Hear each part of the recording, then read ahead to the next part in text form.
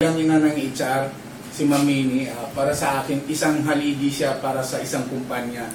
Dahil disciplinarian siya sa lahat sa mga anak niya sa HR. Katulad ko, malaki ang respeto ko sa kanya na bilang nanay namin siya sa HR. At wala po akong masasabi niyan. Stricto siya pagdating sa trabaho, pero pagdating po sa labas, masarap po siyang kasama. Nandun ang ugali niya, na tunay niyang ugali na pinapakita niya sa amin.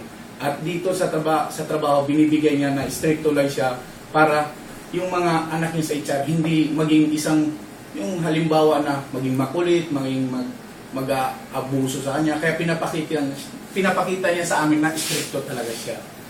Ikaw, Bri, ano masasabi mo kay Mamini para bilang anak sa ating lahat? Ay, Mamini. Ang masasabi ko kay Mamini,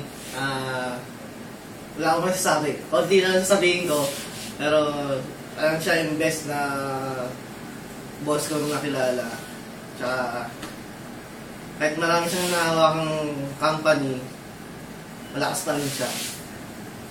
Thank you, Mamini. At sana sana kami, Breno, yun ang pinapangarap namin, ma-absorb sana kami, sana po. Mamini, tuloy-tuloy pa rin ang lakas mo bilang magsiservisyo bilang ina ng HR.